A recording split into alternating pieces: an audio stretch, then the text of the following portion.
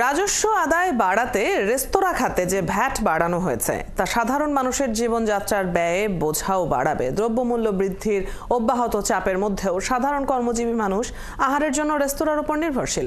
এক্ষেত্রে সরকার তাদের বোঝা আরও বাড়িয়ে দেয়ায় ক্ষোভ জানিয়েছেন ক্রেতা বিক্রেতারা।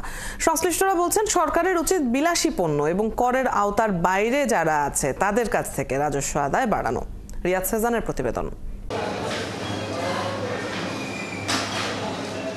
2024-25 অর্থ বছরে অতিরিক্ত 12,000 কোটি টাকা রাজস্ব আদায়ে যে 43 খাতে ভ্যাট বাড়িয়েছে সরকার, তার মধ্যে অন্যতম রেস্তোরাঁ খাত। বিলাসী কোনো পণ্য নয়, বরং শ্রমজীবী, কর্মজীবী বা সাধারণ মানুষ আহারের জন্য যে রেস্তোরাঁর ওপর নির্ভরশীল, সেখানে ভ্যাট বাড়ানোর তীব্র ক্ষোভ জানিয়েছেন গ্রাহকরা। শীতাতাপ নিয়ন্ত্রিত রেস্তোরাঁয় এতদিন ভ্যাট দিতে হতো 5%, সেটি বাড়িয়ে করা হয়েছে 15%। আর নন এসি হোটেলগুলোতে 7.5%-এর বিপরীতে দিতে হবে 15%। আমরা মধ্যবিত্ত ফ্যামিলি, তো সেক্ষেত্রে আমাদের ভ্যাটটা 15% বার্ডেন দোকান মালিক আমাদের উপর চাপাচ্ছে, এটা আমাদের কাছ থেকে নেবে। এটা আমাদের মনে হয় একটু দোকান মালিক আর সরকার সমন্বয় করে এটা করা উচিত, তাহলে আমাদের মধ্যবিত্ত যারা আছে আমাদের জন্য সেভ হয়। নিম্নবিত্ত মধ্যবিত্ত সবাই এখানে খেতে আসে, খায়। তবে যারা কিনা উচ্চবিত্ত আছে তারা কিন্তু ব্যাপারটা ম্যানেজ করতে পারবে, দিতে পারবে, অনার করতে পারবে, কিন্তু সবার ক্ষেত্রে তো সেটা সম্ভব না। ভ্যাট বাড়ায় যদি সরকারি ইনকাম করতে হয়, সেটা ইন্ডাস্ট্রিয়ালিস্ট আছে এবং আরও প্রোডাক্ট যারা আছে যেগুলো প্রোডাকশন হচ্ছে, সে জায়গাতে বাড়ায় এখানে এটা কমানোটা উচিত। এমনিতেই দ্রব্যমূল্যের ঊর্ধ্বগতিতে হোটেল রেস্তোরাঁয় প্রয়োজনীয় উপকরণের মূল্য বৃদ্ধি ব্যবসায় প্রভাব ফেলেছে। তার মধ্যে নতুন ভ্যাট কাঠামোকে মরার উপর খাড়ার ঘা হিসেবে দেখছেন রেস্তোরাঁ সংশ্লিষ্টরা। 100 টাকার খাবার খাচ্ছে, 15 টাকা 200 টাকার উপর 30 টাকা চলে আসতেছে। সেক্ষেত্রে তো আসলে বিলিংটা অনেক চোখে পড়ার মতো।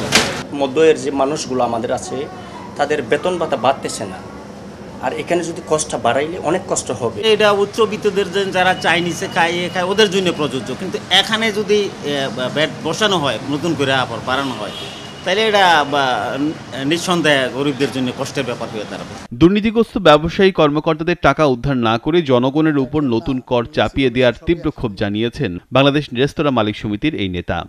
এক পক্ষ লোন করবে IMF থেকে এবং বড় প্রকল্পের নামে লুট করে আবার বিদেশে টাকা নিয়ে যাবে, আরেক পক্ষ এসে আবার লোন করে সেই লুটের কিস্তি দিবে এবং সাধারণ মানুষকে নিষ্পেষিত করে করের বোঝা চাপিয়ে দিয়ে টাকা আদায় করে সেই টাকার কিস্তি দিবে। এইটা তো একটা রাষ্ট্র চলতে পারে না। আমরা মনে করি আমলাতন্ত্রে বলেন, পলিটিশিয়ান বলেন, দুর্বৃত্ত যারা আছে ব্যবসায়ী, তাদের সমস্ত সম্পদের হিসাব নেন, সমস্ত সরকারি কর্মকর্তার হিসাব নেওয়া হোক, সব অবৈধ সম্পদ জব্দ করা হোক। সেখান থেকে রাষ্ট্র চলবে মিনিমাম 10 বছর। কর তো আমরা দিবই। যারা লুট করেছে, আপনি জানেন কার কার লুটের টাকা কোথায় কোথায় আছে। আসলে NBRই প্ল্যান করে এমনভাবে সিস্টেমটা করে দিয়েছে যাতে আমি বাধ্য হই চুরি করার জন্য। NBR সিস্টেমে গ্যাপ আছে। আমরা সহজীকরণ করতে চাই না কেউ, তাহলে তাদের খাওয়াটা থাকবে না। আমাকে এখন লয়ার ধরতে হবে, ফাইল জমা দিতে হবে, এই দেন দরবার করতে হবে, আন্ডার টেবিল ব্যালেন্স করতে হবে, অথবা যেই হারে তারা ট্যাক্স নেয় সেই হারে আমার ঘরবাড়ি বিক্রি করে ট্যাক্স দিতে হবে। এর আগে 2022 সালে ব্যবসায়ীদের দাবি মেনে রেস্তোরাঁ খাতের ভ্যাট 15% থেকে 2 ধাপে কমিয়ে 5% করা হয়েছিল। আগের চেয়ারম্যান বলেছে যে 19% ভ্যাট আদায় বেড়েছে ভ্যাট হার কমানোর ফলে। আমরা বলেছি 3% করার জন্য, তাহলে ভ্যাট আদায় আরও বাড়বে। রিয়াজ সেজান, 71, ঢাকা।